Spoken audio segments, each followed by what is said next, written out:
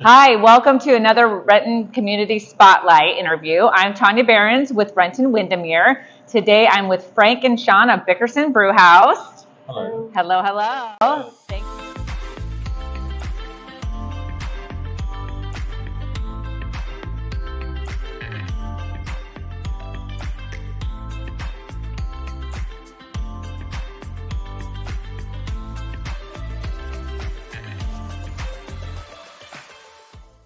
Thank you so much for taking time to meet with me. I'm very excited about this. What made you guys open this, and what is the reason behind the name?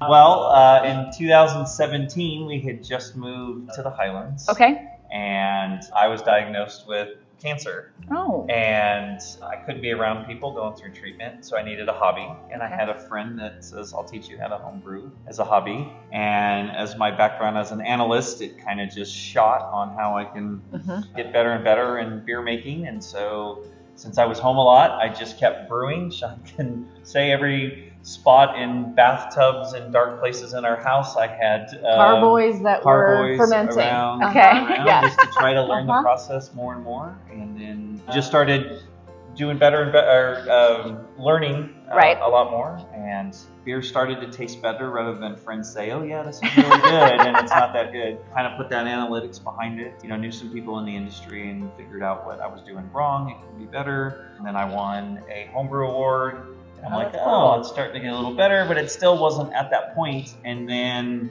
I have finance and master's degrees, so it's always like, thought about owning a business, wasn't sure, like, if the time was right or not right. We also learned the time is never right. And then the time is never right, yeah. You're never going to be prepared. Yeah. And then it was August of 18, I went down to San Diego for a, put on by a craft beer magazine, a workshop for potential brewery owners. Okay. So I went down there and said, how does my business plan look? How, learn more things about the industry. And a week after I came home, this location, which was a Starbucks, shut down.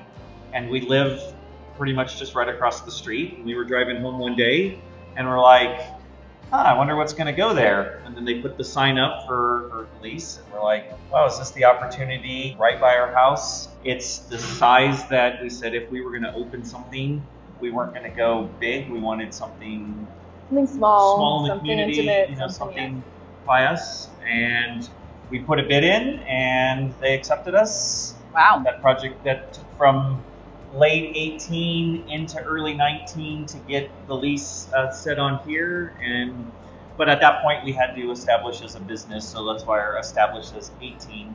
Yep. But it took us about 14 months to complete the whole process. Wow. Between lease, permitting, construction, brewing the beer, and be ready to open. And we opened in November of 19.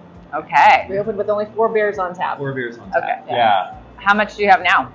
We have 13 beers on tap. 14 beers on tap. 15. Yeah, 14 beers. Yeah, something like that. It varies, Yes. but yeah.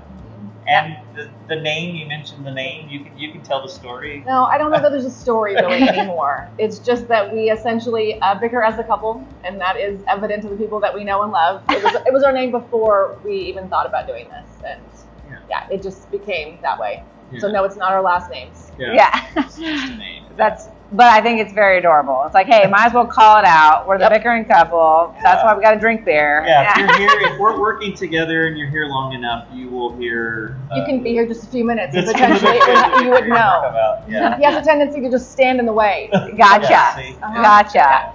That's very relatable, though. Yes. You're not alone in those feelings. No. So, but you also touched on such a key statement that. It's not just applicable to this, but just everything in life, and the fact that nothing's ever going to be perfect, right? They say that about getting married. They say that about having a baby. They talk about all sorts of stuff, going on that big trip. Do you have the money, right? Sometimes you just have to take the leap of faith. So it's exciting that you guys knew that, you walked through the door, and here you are 3 years later. Yeah. So we took the leap, and we have fallen multiple times. So Band-Aids were good. Yeah.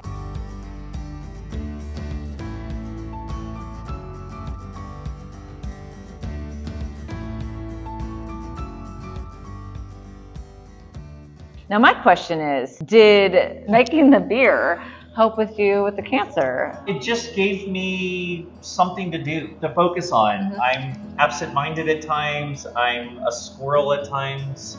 The chemo has not helped. That chemo brain is real. Yeah. It helped me have something to do. I had my day job at that point, so I'm still doing my day job, but it gave me something either at night to check on the process of fermentation or the process of cold crashing, and then on weekends when I brewed, I always had time there. So it kind of gave me an outlet instead of just focusing, I have work and I'm going through treatment. This was this kind of fun thing. And because one of my coworkers gave me the initial equipment, and one of my other coworkers, who is a really good friend of ours, not that the other guy's not a good friend, but Jeff he's like, I homebrew, let's come over. And we started, we made a terrible beer. And then I bought some books, I read some books, articles, and the next time he came over, I had a different setup. And he's like, I didn't know we could do it like this. Right. And kind of learned from there. So yeah, it gave me that something to focus on rather than thinking about what I was going through. Yeah, well, that's great. I was kind of joking with thinking, wouldn't that be cool as if you just brewed this beer and you're like, I healed myself from this beer by drinking beer every day and taste testing. It was fermenting in me something. Exactly. Yeah. Well, I think that's a very special story. So I hope you're... We do a yearly beer, a Kolsch, called Killin' It Kolsch. Reference to killing it. I do have my fifth anniversary. I got a tattoo of it, the blue ribbon, but the can is the blue prostate cancer ribbon. Says Killin' It Kolsch. That was the beer that I won a homebrew medal for. A professional brewer, you can say. It did win a national medal in 2021. Don't ask me. 2022. It's over there. No, shiny and pretty. I don't know. 2021, it won a national silver medal. Oh, that's cool.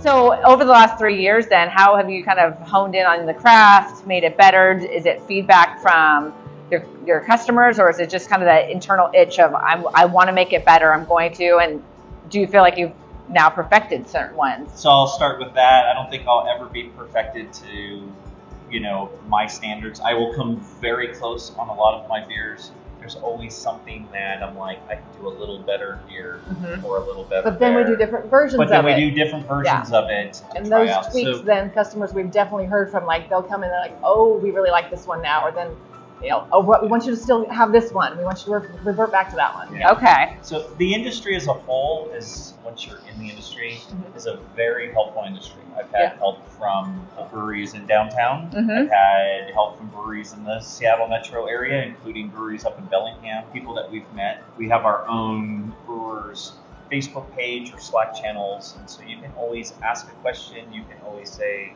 hey, I'm short on this, or does someone have this ingredient or a case of this or something like that. Right. And everyone is really, really helpful. And so it's just learning from others, also experimenting myself. Yeah. Our tap list is always changing. We only have a couple beers that stay year round. Everything is changing. So to me, everything is a new experiment. I'll make that, and then maybe I won't make it for a year, but I'll learn from what I did from the previous year. Okay. Yeah.